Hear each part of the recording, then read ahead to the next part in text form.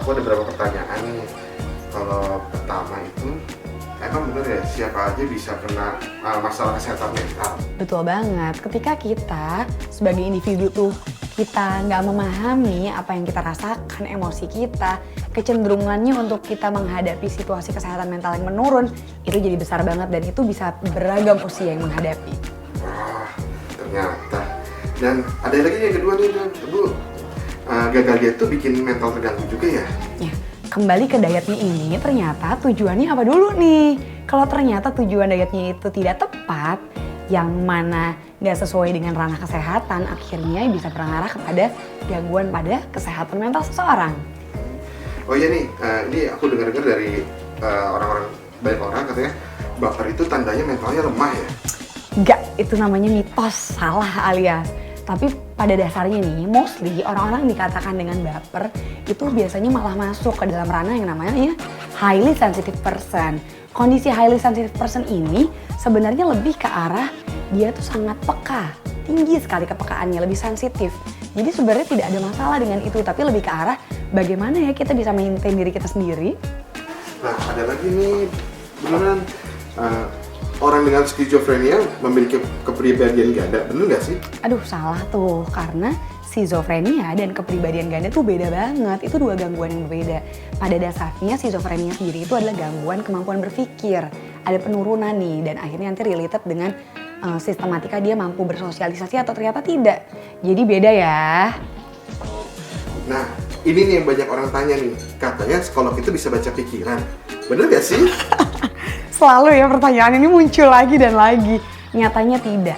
Kami ini berusaha untuk memahami pola berpikir seluruh individu. Jadi basicnya kita nggak pernah bisa baca pikiran orang, tapi kami belajar untuk mengenal sifat-sifat setiap individu dan pola emosinya. Nah, untuk satu lagi nih, kayak sosial media itu bikin orang antisosial, bener nggak sih? Mungkin lebih ke arah beda, karena kalau antisosial yang dinamakan dalam psikologi itu kan ada bentuk gangguan kesehatan mental tersendiri ya. Maka artinya bukan berarti kalau sosmed bikin ansos. Tapi jangan-jangan sosial media di sini kalau usernya nggak tepat dalam menggunakannya, akhirnya bikin kita akhirnya lebih mengisolasi diri atau jauh dari interaksi sosial. Jadi lebih ke arah personnya lagi ya?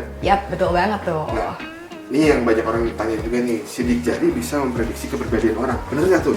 Jadi kalau kita lihat secara ilmiah, ini belum dapat diakui. Maka untuk para profesional, kami sejujurnya tidak bisa melihat dari segi sidik jari saja karena kami butuh untuk melakukan assessment yang tepat dan lengkap. Jadi nggak bisa lihat lewat sidik jari saja. Oh, ini ada juga nih banyak moms yang nanya nih, baby blues dan depresi setelah melahirkan itu hal yang wajar bagi ibu baru, bener nggak tuh? Mungkin kalau dikatakan wajar tidak, tergantung akhirnya bagaimana nih sang keluarga, support systemnya itu membantu mereka. Tapi memang 80% ibu baru memiliki kecenderungan mengalami yang namanya tadi baby blues, bukan postpartum depression ya. Apabila tadi baby bluesnya tidak tertangani dengan baik, baru ada kecenderungan nanti indikasi bisa masuk ke ranah yang lebih tinggi lagi gangguannya, begitu. Ini ada lagi nih, ini juga banyak lagi rame nih pertanyaan nih. Sering melakukan pencitraan di sosial media, tanda-tandanya orang itu punya masalah mental, bener nggak sih? Kita nggak bisa langsung to the point, itu pasti diagnosanya kesehatan mentalnya terganggu.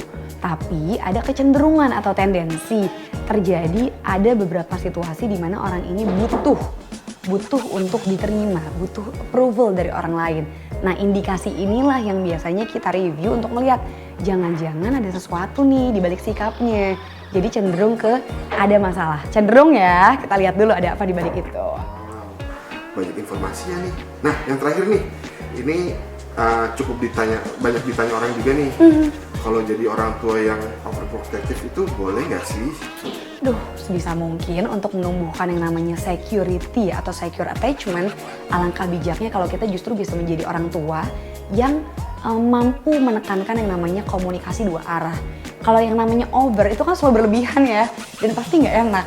Jadi sebisa mungkin jauhilah, upayakan, tapi justru tumbuhkanlah kelekatan dan kedekatan sama anak kita dengan pola asuh yang mana dua arah. Jadi kita bisa sama-sama berkomunikasi dengan nyaman. Gitu kali ya. Wow, banyak banget informasinya nih. Seru abis. Kapan-kapan kita ngobrol lagi ya. Boleh dong, pokoknya nanti ngobrol lagi, seru-seruan lagi dan semoga infonya bermanfaat. Oke. Terima kasih Bu Nana. Thank you.